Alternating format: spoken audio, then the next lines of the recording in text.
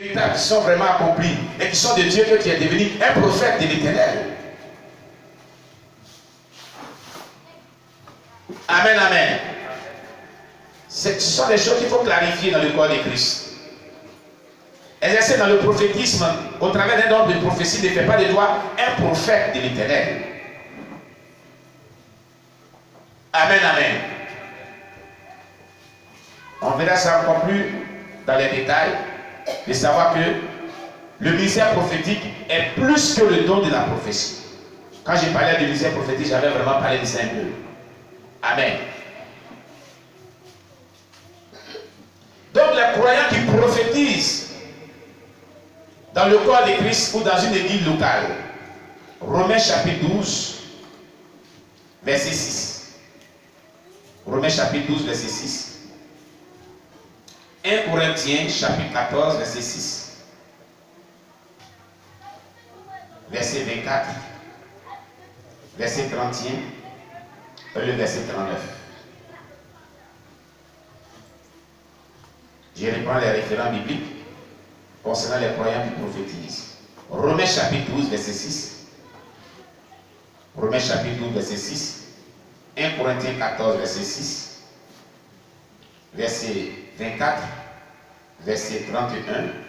Verset 39. Amen. Les croyants qui prophétisent.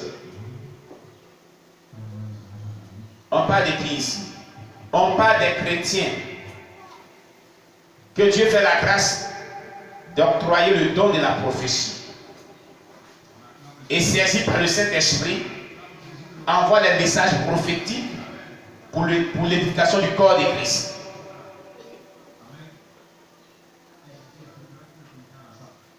Ce n'est pas le ministère d'un prophète, mais le don de prophétie que Dieu donne à quelqu'un et qui se manifeste régulièrement pour l'édification du corps de Christ. Sinon, ce n'est pas un ministère prophétique. Amen. On va lire Romains 12, verset 6. Romains chapitre 12, verset 6.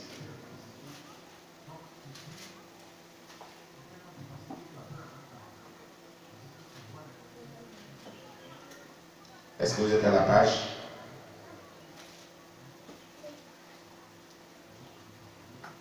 Romains chapitre 12, verset 6.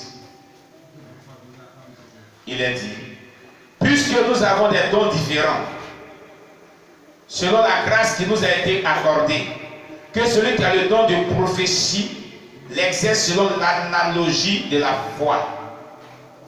Vous comprenez? Chaque croyant a un don différent que Dieu lui a donné. Un don différent de l'autre. L'autre croyant. Dieu nous a donné la grâce d'avoir des dons spirituels. À chacun donné un don. Comme on l'avait vu la dernière fois, dans le corps de Christ pour l'utilité commune. Pour que cela serve vraiment dans le corps de Christ, pour l'éducation du corps de Christ. Amen.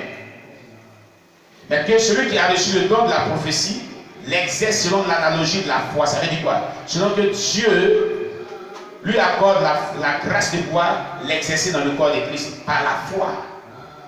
Les dons sont exercés par la foi. Quand vous exercez le don spirituel que Dieu vous a accordé, c'est parce que vous avez foi que ce don est de Dieu et ce don-là vraiment est efficace et il joue son rôle que vous l'exercez. Amen. Donc, à chacun donner un don spirituel. Gloire à Jésus-Christ. Et si nous avons reçu les dons spirituels, c'est pour l'édification du corps de Christ. Donc, il est dit ici, puisque nous avons des dons différents, nous c'est qui? Nous les croyants chrétiens. Chaque chrétien a un don, ou deux, ou trois dons spirituels que Dieu lui a accordés. Ça varie, ça dépend de Dieu. C'est Dieu qui fait grâce. Alléluia. Quel est ton don que Dieu t'a donné? Est-ce que tu as quand même examiné ta vie pour savoir le don spirituel que Dieu t'a donné? Est-ce que tu as reconnu au moins le don, qui discerne au moins le don spirituel qui se manifeste au travers de toi dans le corps de Christ?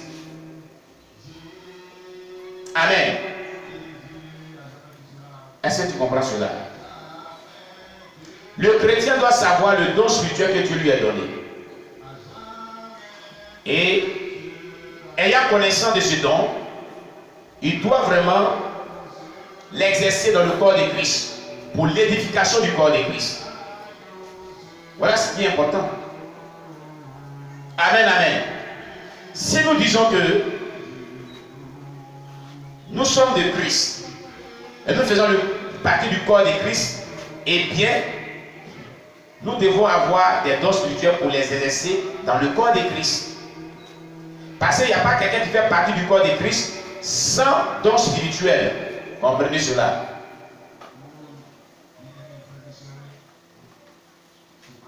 On dirait que vous ne comprenez pas encore. Si bien que nous avons connaissance qu'on fait partie du corps de Christ, la preuve qui atteste qu'on fait partie du corps de Christ est que nous devons vraiment avoir de Jésus-Christ des dons spirituels, mais un don spirituel pour l'exercer dans le corps de Christ. Autrement dit, nous ne faisons pas partie du corps de Christ. Vous ne comprenez pas? Je vais vous expliquer. Prenez le texte biblique de Romains 12. Amen. On prend à partir du verset 1 jusqu'au verset 8. Vous allez comprendre ce que je viens de dire. Il est dit quoi? Je vous exhorte donc, frères, par les compassions de Dieu, à offrir vos corps comme un sacrifice vivant, saint, agréable à Dieu, ce qui sera de votre part un culte raisonnable.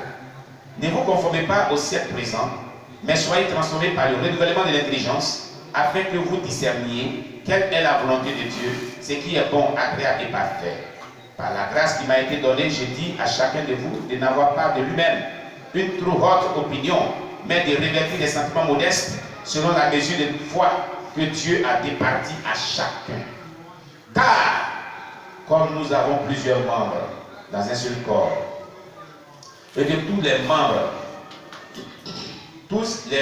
n'ont pas la même fonction, ainsi, nous qui sommes plusieurs, nous formons un seul corps en Christ. Et nous sommes tous membres les uns des autres. Puisque nous avons des dons différents, selon la grâce qui nous a été accordée, que celui qui a le don de prophétie l'exerce selon l'analogie de la foi, que celui qui est appelé au ministère s'attache à son ministère, que celui qui enseigne s'attache à son enseignement, et celui qui exhorte à l'exhortation, que celui qui donne le fasse avec liberté, que celui qui préside le fasse avec zèle, que celui qui pratique la miséricorde le fasse avec joie. Il est dit quoi? Au verset 4 du verset 4 au verset 6, il est dit: car comme nous avons plusieurs membres dans un seul corps, et que tous les membres n'ont pas la même fonction, le corps humain que nous voyons a plusieurs membres. Les membres supérieurs qui sont nos bras, les membres inférieurs qui sont nos pieds, l'abdomen qui est là, ça sont les membres de nos corps, n'est-ce pas? Mais chaque membre du corps joue un rôle bien défini, n'est-ce pas? Le pied ne peut pas jouer le rôle du bras, c'est pas possible. Le bras non plus ne peut pas jouer le rôle du pied, c'est pas possible. Chacun joue son rôle dans le corps de l'être humain. C'est la même chose dans le corps de Christ. Nous sommes membres du corps de Christ, chaque personne. Et chaque personne doit jouer un rôle. Donc chaque personne, pour jouer un rôle, Dieu lui donne un don spirituel ou des dons spirituels. Ça veut dire quoi? Si tu es du corps de Christ, en temps normal, tu dois avoir un don ou des dons spirituels. Et tu dois être en train de les exercer pour édifier le corps de Christ, pour faire du bien à tout le corps. Si on coupe le bras, est-ce que le bras qui est coupé, ça peut jouer encore son rôle? Ça peut édifier tout le corps humain? Non. Donc tu ne peux pas dire que tu es chrétien et tu n'as aucun don spirituel. Je n'ai pas chrétien. Voilà ce que je suis en train de dire. Et voilà ce que la Bible est en train de faire comprendre. Si nous disons que nous sommes chrétiens, où sont les dons spirituels qui se manifestent au travers de nous? Pourquoi est-ce que les dons spirituels ne se manifestent pas au travers de toi? Toi qui dis que tu es chrétien. Tu es chrétien ou tu ne l'es pas. C'est ça qui est la vérité. Ou tu es chrétien ou tu ne l'es pas. Si tu es chrétien, les dons spirituels qui sont donnés par le Saint-Esprit doivent être manifestes en toi pour édifier le corps du Christ. C'est tout. Alléluia! Alléluia! Qui fait partie du corps de Christ? Voilà. D'accord, baissez les bras. Montre-moi ton don spirituel. Il y en a, vous levez les bras et voir. Les bras ne sont plus beaucoup. Hein? On acclame le Seigneur Jésus-Christ. Amen. Commencez à énumérer vos dons spirituels que vous voyez qui se manifestent en vous. Je le dis, c'est très important. À partir d'aujourd'hui, examine bien, depuis que tu es converti, quel est le don qui s'est manifesté au travers de toi. Tu mets 1, c'est ce don, 2, c'est ce don, 3, c'est ce don. Il faut les énumérer, c'est très important, il faut les connaître. Énumérer les dons spirituels qui se manifestent en nous. Et expliquer comment ces dons-là se manifestent en nous. Expliquer comment ça se manifeste.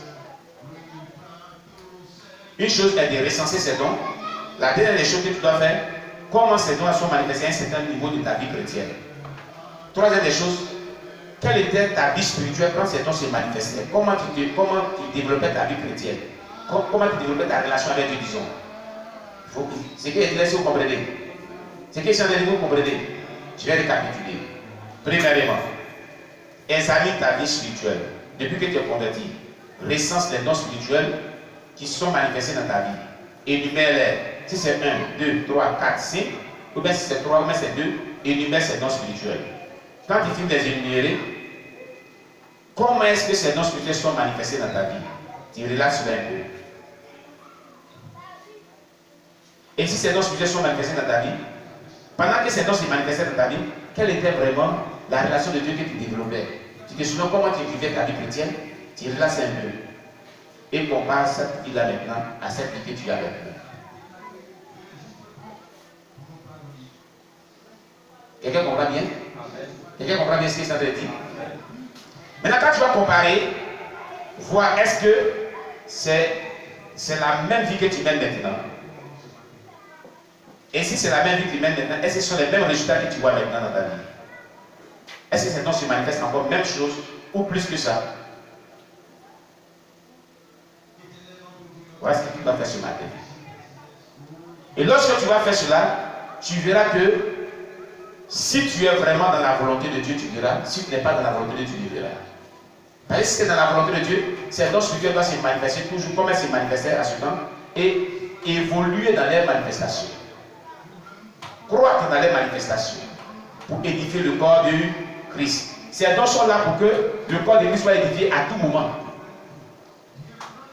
Quand il y a besoin, Dieu se saisit de toi pour nous édifier. On a besoin d'être édifié car les dons qui te lèvent, puis nous on souffre.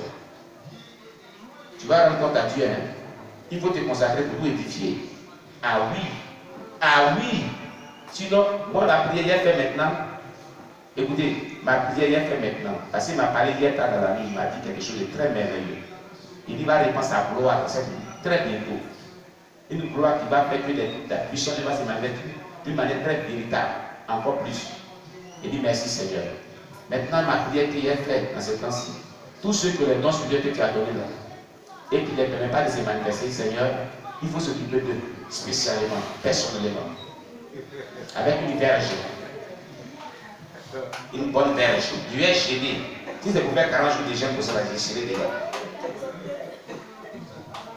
Dieu m'a révélé qu'il y a des personnes qui l'ont donné les dons de prophétie, les dons de vision, les dons de paroles de connaissance, les dons de guérison, les dons de miracles. Ils sont ici au milieu de nous. Mais ils ne veulent pas développer une relation conséquente pour que ces dons se manifestent pour édifier le corps de Christ. C'est pas bon. C'est pas bon.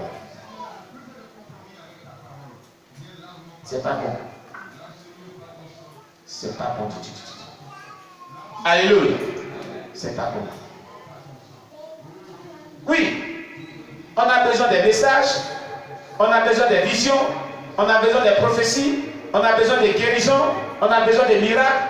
Et il n'y a qu'une seule personne que Dieu utilise, ou bien 2 ou 3 personnes que Dieu utilise. Et les autres, les noces, vous dormez avec. Vous allez rendre compte à Dieu. Hein? Je vais prier pour que Dieu vraiment avoir la verge aussi. Ah oui.